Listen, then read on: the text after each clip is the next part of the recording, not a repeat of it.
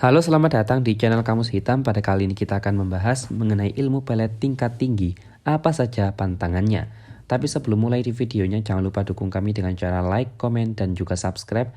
Tekan tombol loncengnya. Selain itu jangan di skip dulu videonya karena akan ada hal-hal penting di akhir video nanti. Pengasingan ilmu pelet tingkat tinggi yang ciri-cirinya itu ilmu putih, pasti ia bakalan tidak dapat difungsikan buat merugikan orang. Dan pokoknya buat menyebabkan kerusakan pertalian rumah tangga orang yang udah ada ikatan sah dengan cara agama serta dengan cara hukum. Nah, cuman ilmu pelet tingkat tinggi dari grup ilmu hitam saja yang gunanya itu tidak diperhatikan moral, tata krama, dan serta etika dalam kehidupan. Nah, kata molimo datang dari bahasa Jawa emoh yang artinya tidak mau, serta kata limo yang punya arti lima. Tujuannya sepanjang manfaatnya itu ilmu pelet tingkat tinggi si pengamal tidak bisa melaksanakan 5 perkara pokok yang dilarang. Dan peristiwa buat pantangan molimo ini umumnya sekali ada pada ilmu pelet tingkat tinggi yang disebut-sebut merupakan main yaitu berjudi, madon yaitu berzina, dan maling yaitu mengambil, madat yaitu memanfaatkan narkoba, serta minum yaitu mabuk-mabukan. Ada juga pantangan ilmu pelet tingkat tinggi yaitu rata-rata ilmu pelet tingkat tinggi yang sama juga dengan beberapa syarat spesifik. Syarat dalam ilmu pelet tingkat tinggi bersangkutan dengan pantangan ataupun pemalih yang penting dijauhi si pelaku ilmu pengasihan itu. Dan beberapa pakar spiritualitas di masa kuno dan seandainya mengijazahkan satu ilmu gaib terhadap muridnya dan pasti memberikannya persyaratan dan teristimewa berwujud pantangan serta lelaku. Baik itu pantangan yang kadarnya itu enteng dan sampai pantangan yang berat serta cukup susah dilakukan.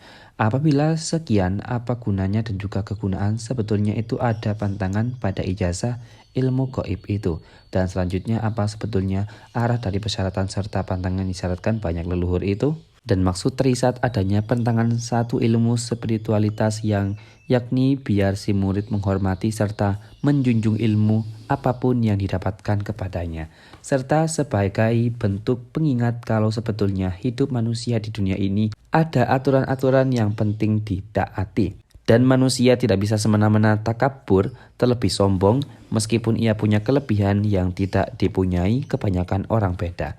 Dan juga kadang waktu pantangan yang didapatkan guru terhadap murid tidak masuk logika si murid.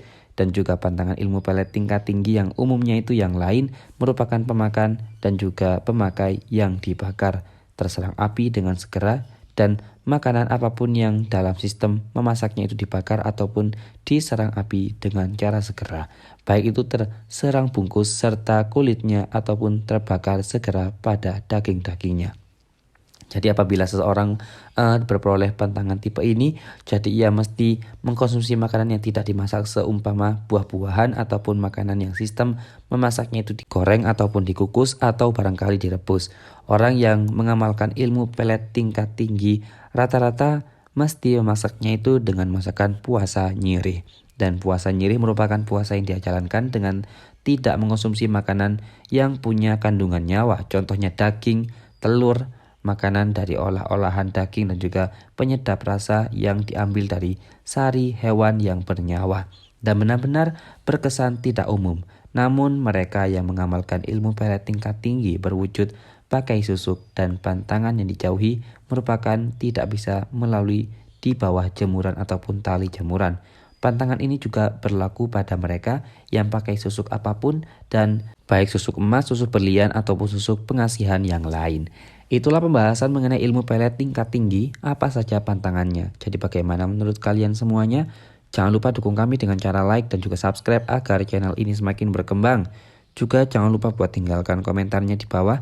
Mari kita berdiskusi di kolom komentar tentu saja dengan sopan pastinya.